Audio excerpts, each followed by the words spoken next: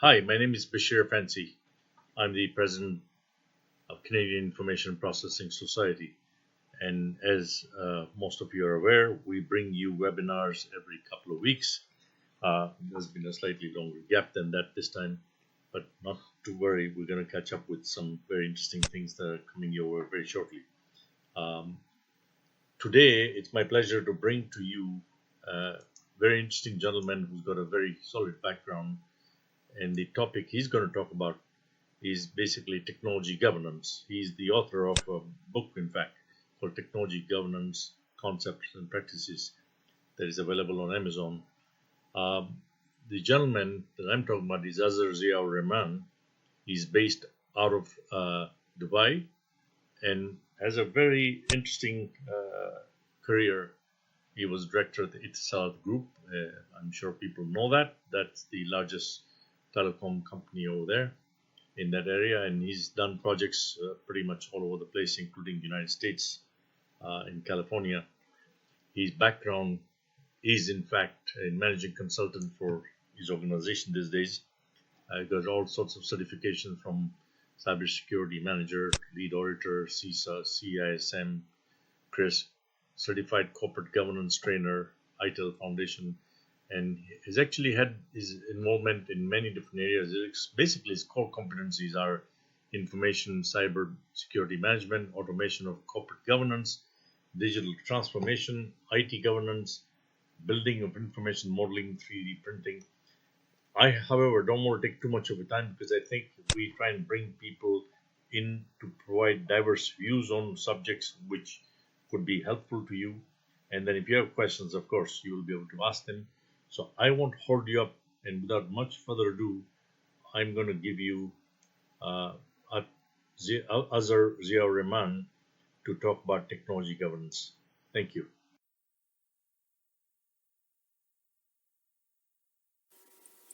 Welcome to this webinar on technology governance. The term technology governance is a very new one. If you do a Google search on this term, you will end up with less than 5 relevant and valid items. If you do a similar search on Amazon with the term within quotes, you get just one valid term, and that is a book written by me and published from London in February 2017. These search results are astonishing because today governance has become a buzzword and technology is the life and soul of every business. So why is the logical combination of these two words, technology and governance, not a popular term? To understand this, let us first try to understand the two words, technology and governance.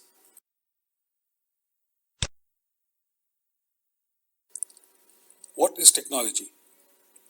This word brings to mind electronics, computers, robots, fintech, regtech, etc. It should also remind us of cars, aeroplanes, and ships. It should also remind us of buildings, canals, and bridges. It should also remind us of agriculture and food technology, better crops, safer eatables, and preservative. But it does not remind us of the technologies that the caveman may have used. Did he have any technology? Yes, he did. The way he killed animals for food, the way he protected himself against nature, the way he treated himself using herbs was all technology. So how can we define the word technology? To me, technology is the collection of techniques, methods, or processes used in the design, production, or utilization of goods or in the accomplishment of objectives. By this definition, the use of a hammer to drive a nail is also as much of technology as is using a calculator to find a percentage. The use of stones to light a fire to cook food is as much of technology as is using the microwave oven for the same purpose. Having defined the term technology, we move to the term governance.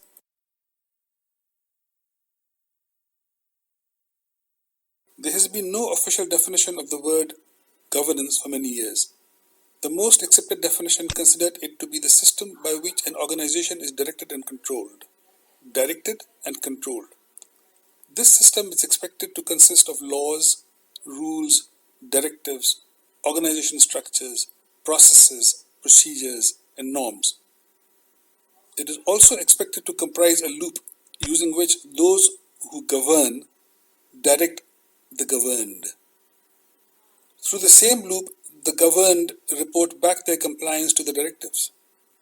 This completes the direct and control loop. This definition was refined and presented as a formal definition of governance in the BS 13500, which is a code of practice for governance from the British Standards Institute, and this was done in 2013. This code defines governance as the system by which the whole organization is directed, controlled, and held accountable to achieve its core purpose over the long term. The addition of the accountability condition was felt necessary probably after the events of 2008. Similarly, probably the condition of the core purpose and the long term were also the result of the 2008 crisis.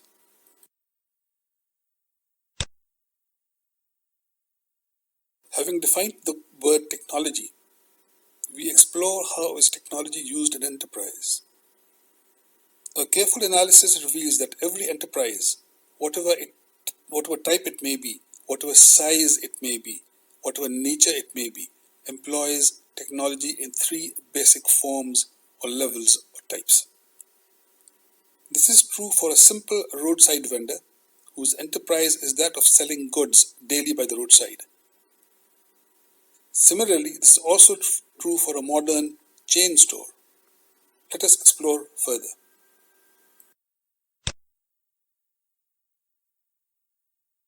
Among the three types of technology that are used in any enterprise, the first one is called industrial technology. This type of technology is at the core of an industry. For example, in the health industry, this technology comprises just three elements: inspect, diagnose, and treat. Similarly, for the telecommunication industry, this technology comprises the elements connect and deliver. Similarly, for the retail business, this comprises buy, hold, and sell. Let us take the example of a roadside fruit vendor in a third world country selling fruit on a cart. He buys fruit, holds them for a day or two on his cart or at his home, and sells them as he gets customers. A large departmental store does exactly the same. There is no difference in the industrial technology employed by the roadside vendor and the large department store that is a part of a global chain. So, industrial technology comprises the body of knowledge that is specific to a certain industry or business, and without which that industry or business cannot operate at all. The second type of technology that an enterprise employs is that of business technology. The fruit vendor vending fruit on his cart follows some processes, some procedures, some rules, and some codes of ethics. He follows them somewhat intuitively or even consciously, but may not have defined them or formalized them. On the other hand, the large chain store follows similar processes, procedures, and rules, but has defined and formalized them to a great extent. These formalized processes, procedures, and rules that an industry or business follows comprise its business technology. Now, the difference between the roadside vendor and the large store is becoming evident. The former has not formalized its business, whereas the latter has. Furthermore, this also spells the difference between two large chain stores. One may be more successful because of better business technology in spite of operating in the same environment. An enterprise with better business technology may fare better than one with a poor one, all other parameters remaining the same.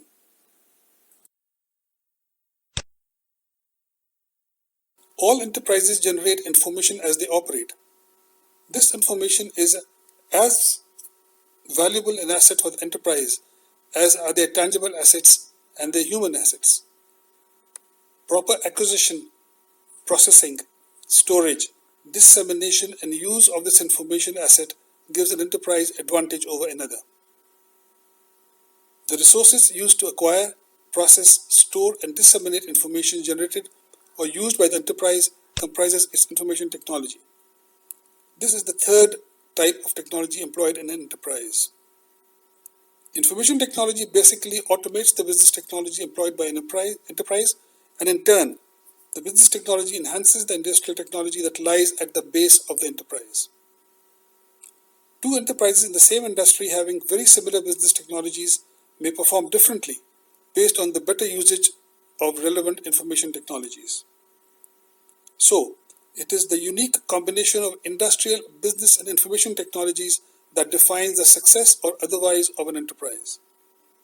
These three types of technologies define the three streams in the streams model of technology.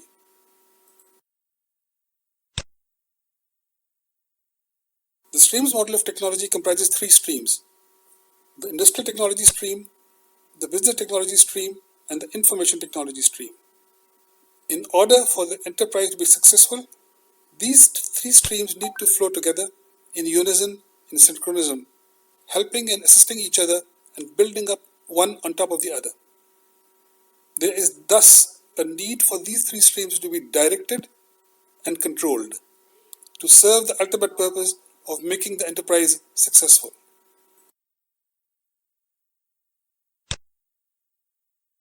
The three streams of technology flow in unison.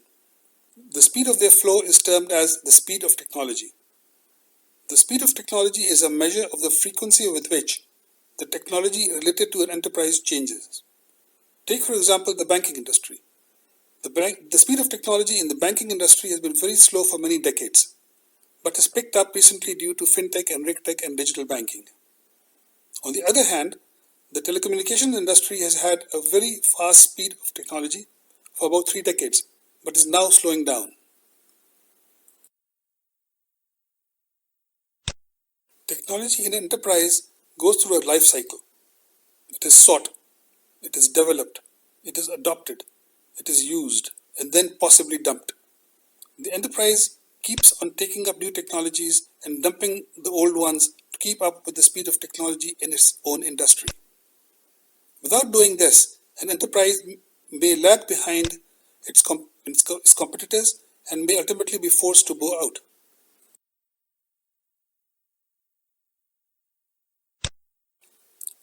In order to conduct the technology life cycle in an enterprise, in order to maintain the unison among the three streams of technology in the enterprise, and in order to make the optimal use of technology, technology needs to be governed, not just managed in the enterprise.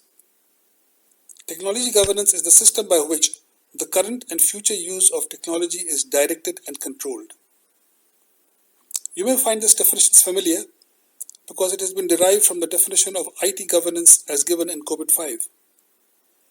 The system comprises structures, processes, procedures, rules, and even norms.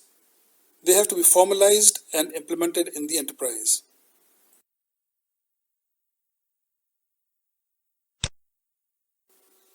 It is a very unfortunate fact that although enterprises have now come to depend heavily on technology, there exists no formalization of technology governance. There exists no standard, no best practice, or no code that can be set to formalize corporate governance. ISO 38500 is the standard for the governance of IT. COVID-5 is the framework for the governance of IT, but there is no formalization, not even a mention of the term technology governance anywhere at all. Most countries have corporate governance codes.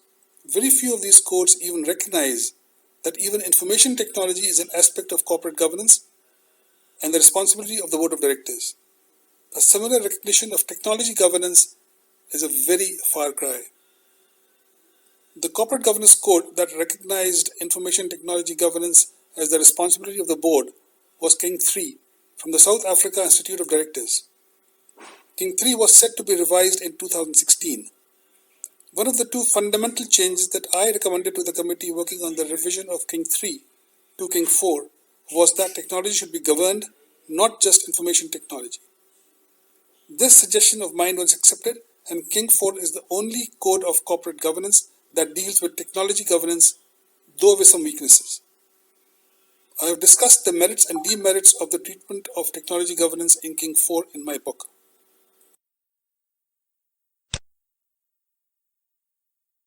The King 4 report was released on November 1, 2016. It consists of many principles, of which Principle 12 deals specifically with the governance of technology. It states that a governing body should govern technology and information in a way that supports the organization in setting and achieving strategic objectives. This is the first ever recognition of the fact that technology deserves to be governed in an enterprise. Another interesting fact here is that whereas information technology is to be governed along with the other technologies employed in the enterprise, information deserves to be governed separately. So there's a difference between the governance of information technology and the governance of information. And this difference has to be recognized. This is also the first ever recognition of the fact that information is an asset that needs to be governed just as tangible and human assets are governed.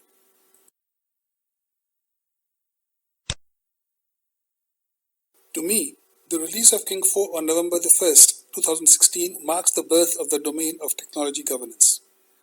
In my view, very soon, technology governance will be recognized as the superset of what is wrongly called IT governance, and all standards, best practices, frameworks, and codes that deal with IT governance will soon be updated to deal with technology governance, of which IT governance shall be a subset.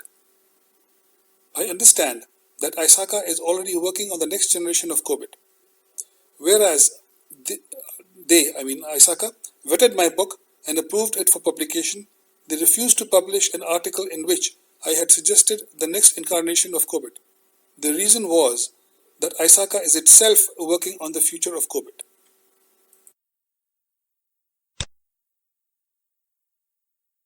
However, just the birth of the domain of technology governance is not enough. In order to be recognized and adopted, it has to be defined and formalized.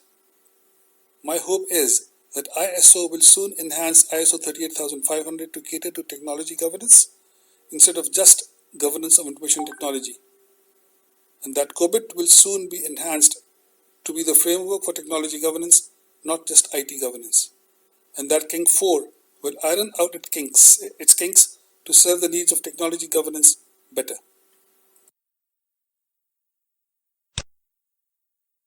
On my part, I have tried to formalize technology governance by writing the book Technology Governance Concepts and Practices.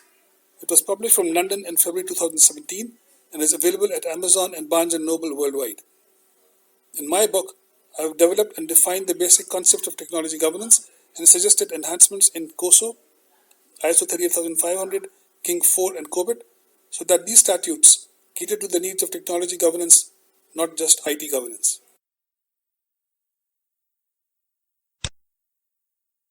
I have formalized technology governance into 8 processes in my book to cover the entire technology lifecycle. Every enterprise needs to implement each of these 8 processes to some level of maturity to be able to govern and manage technology within it.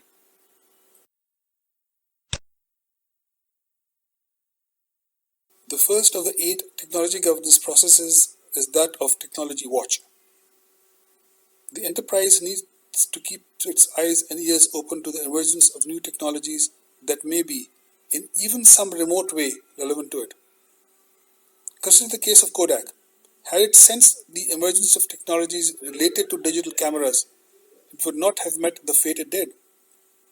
In the present day, the emergence of the blockchain technology is a threat to many industries, not just banking. It is up to the respective enterprises to foresee how an innocent-looking, emerging technology may threaten their very existence. The case of Uber is a case in point. Does blockchain threaten the business model of Uber?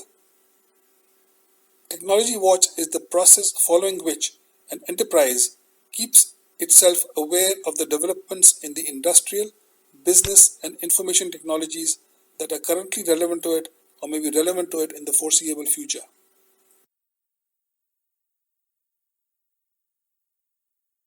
The second of the 8 technology governance processes is that of industry watch.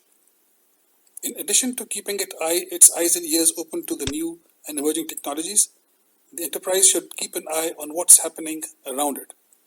This includes the changes in its current and potential markets, its current and emerging competition, and its upstream and downstream industries. All this from the perspective of the technology. The emergence of Bitcoin is a case in point. An innocent-looking concept and service may now be threatening the banking industry itself.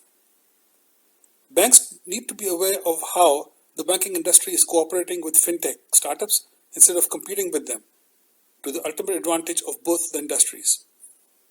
Companies offering ERP software, for example, should realize how to adopt blockchain instead of competing with it. Industry watch is the process following which an enterprise keeps itself aware of its current and potential markets and the technologies and processes employed by other players in the same industry, as well as upstream and downstream industries.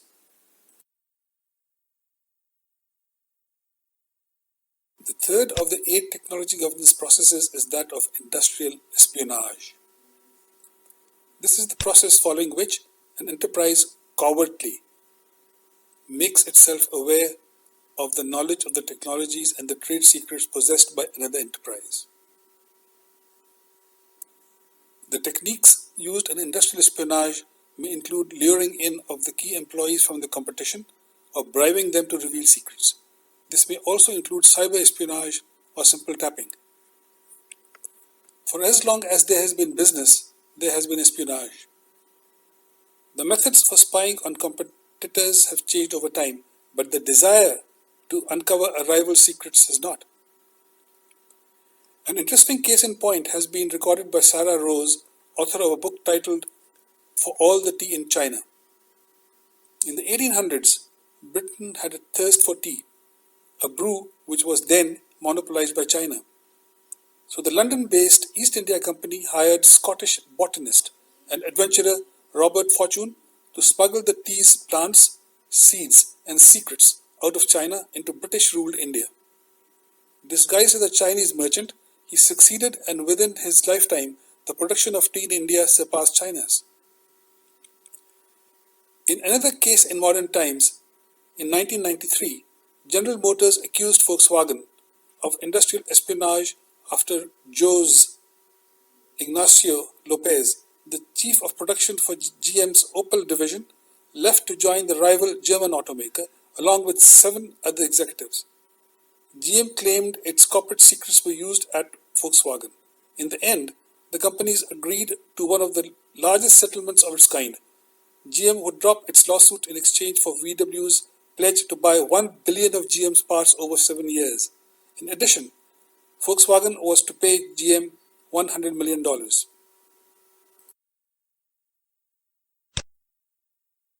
The fourth of the 8 technology governance processes is that of innovation. Innovation is the process following which an enterprise translates a technology or a set of technologies into a service.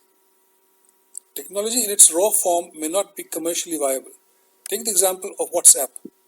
It just employs an innovative combination of 2 technologies, cellular, telephony, and the internet, to offer a service that was taken up by users at an unprecedented speed. User is another example of innovation.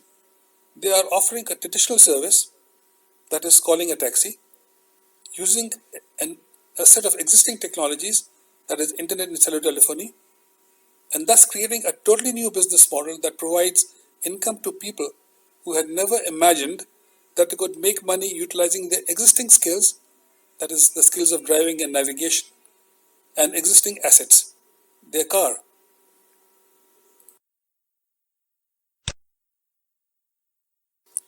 So the first 4 out of the 8 technology governance processes aim at knowing what technologies are out there, how are others using them, and trying to convert them into a form that may be employed in the enterprise to the benefit of the business. However, the information or knowledge gained or developed through these 4 processes may not be practically viable to benefit the business. There is yet another set of processes to use this information effectively.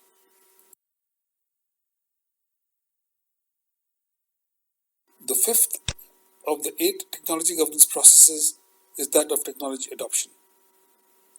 When an enterprise knows all about the technologies that are relevant to it, knows how everyone else is responding to the technologies, and knows how it can make use of those technologies, it still has to go through a tedious process of adopting them. This is the process of technology adoption. This may involve expensive research, redesign of business processes, retraining of staff, hiring of new staff, selection of new technology partners, finding new suppliers, etc. There may be a high cost of technology adoption, mistakes may be made, and they may be costly. Time may be lost, difficult decisions may be required. One example today is that of electric cars. Led by Tesla, all car manufacturers are in the desperate run for electric cars. They are all investing and trying to get their hands on relevant technologies. Those who are not may vanish. Technology adoption is thus the process following which an enterprise analyzes an innovation for its commercial feasibility and takes steps to employ that innovation as part of its business.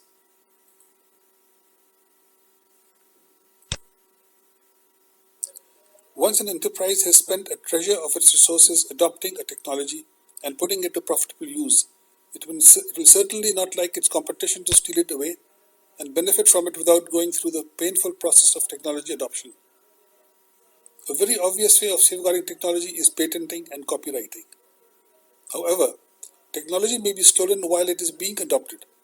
Enterprises take measures that this does not happen. These measures may include rewarding employees, monitoring them, isolating them, etc. Strong information security management is certainly required. Technology safeguarding is thus the process following which an enterprise protects its knowledge of technologies from being leaked.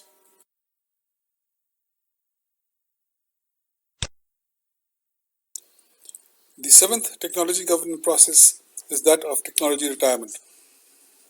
Each technology has a useful life, after which it ceases to be economically useful. It then has to be retired. However, the retirement process is often not simple. A replacement technology has to be found and adopted. Products, services, and customers, depending on the old technology, have to be shifted to the replacement technology. While products and services may be relatively easy to shift, customers may not always agree to shift. Difficult decisions may have to be made in such cases. Take the example of the telex service.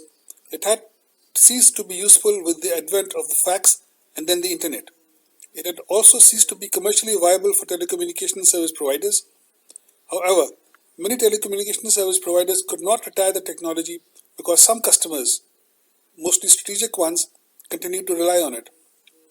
Technology retirement is the process following which an enterprise monitors the feasibility of each technology it employs and retires it safely when it ceases to be useful.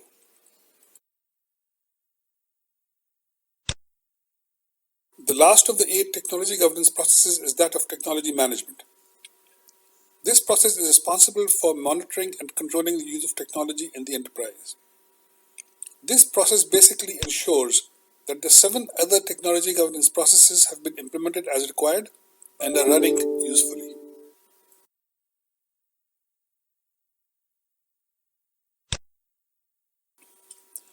Technology governance needs a framework to be designed, implemented, and operated effectively. This framework consists of the principles, the policies, the strategies, and the processes that together make technology governance possible. The first element of the framework is the set of principles for good governance of technology. These are parallel to the principles of corporate governance set by the OECD.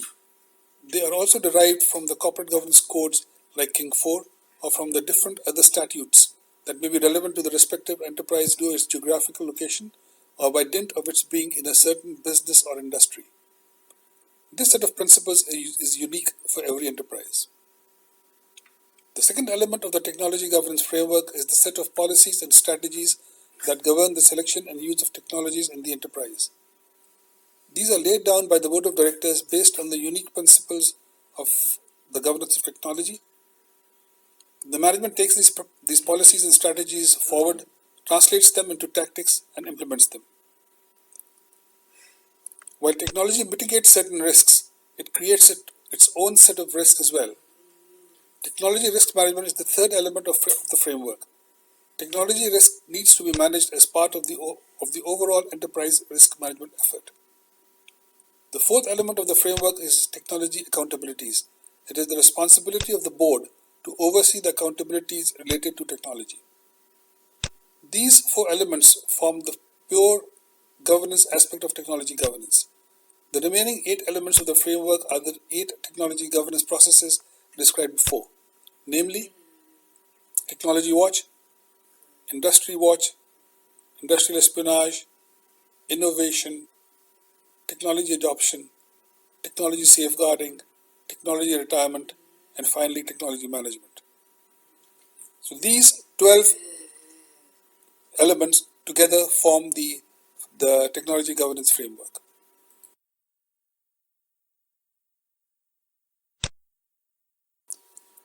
We have now formalized technology governance by designing the 8 technology governance processes and laying down the 12-element technology governance framework.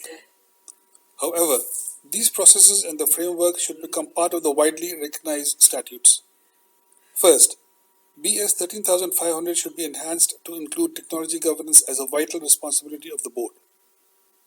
Second, COSO needs to be modified to accommodate controls needed or related to technology governance. Third, King 4 needs some adjustments. Fourth, ISO 38500 has to be elevated to define technology governance, not just IT governance. And finally, fifth, COBIT 5 should grow up.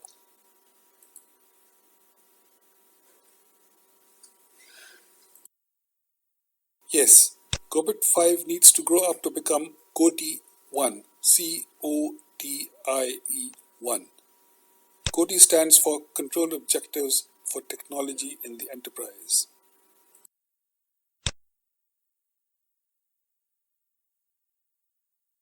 All the concepts presented here in this presentation, in this webinar, and much more detail has been laid down in my book. The title of the book is Technology Governance, Concepts and Principles. It is the first ever book on the subject of technology governance. This book was published from London in February 2017 and is available from Amazon and Barnes & Noble. You're all requested to send me your valuable comments.